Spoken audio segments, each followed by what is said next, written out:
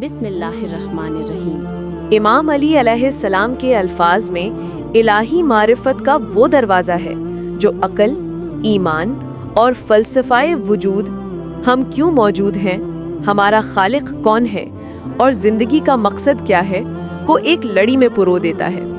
इमाम फरमाते हैं कि खुदा वो है जिसे अक़लें अपनी हद तक पहचानने से आजिज़ हैं और जिसकी तारीफ़ ज़बानों के दायरे से बाहर है। अल्लामा सैयद रज़ी रहमतुल्लाह फरमाते हैं कि ये खुतबा तौहीद का मंतकी मुक़द्दमा है जो खालिक और मखलूक के दरमियान अज़ली फ़ासला वाज़ेह करता है। जबकि अल्लामा तबरसी रहमतुल्लाह लिखते हैं कि इमाम अक़ल को खुदा की मारिफत का पहला ज़ीना करार देते हैं, मगर साथ ही उसकी हुदूद मुतय्यन कर देते हैं ताकि बंदा खुदा की कुदरत का कायल रहे।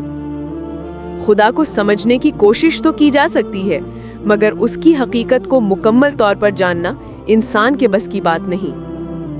आप फरमाते हैं कि खुदा ने हर चीज़ को एक ख़ास मकसद और तरतीब के साथ पैदा किया है, जहां हर मखलूक अपनी जगह पर हिकमत के साथ रखी गई है। और अल्लामा मजलिसी यानी बिहारुल अनवार के मुताबिक ये खुतबा इल्म इलाही, इरादा और कुदरत के बाहमी रब्त का एक जामे फ़लसफ़ी खाका है। ये तीनों आपस में जुड़े हुए हैं और इन्हीं के ज़रिए सारी कायनात का निज़ाम चलता है।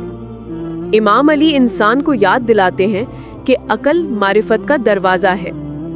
आयतुल्लाह मकारम शिराज़ी यानी नज़रातुल कुरान लिखते हैं कि ईमान अक़ल के बग़ैर मुकम्मल नहीं और इल्म इबादत के बग़ैर बेबुनियाद है। ये वो तवाज़ुन है जो इमाम ने खुदा की सिफ़ात के बारे में बताया, यानी खुदा मौजूद है मगर किसी हद में बंद नहीं, वो सुनता है मगर कानों के ज़रिए नहीं सुनता। इख्तिताम पर इमाम फरमाते हैं कि बंदे का फ़र्ज़ है कि वो खालिक की नेमतों पर शुक्रगुजार हो और अपनी बंदगी में इखलास पैदा करे।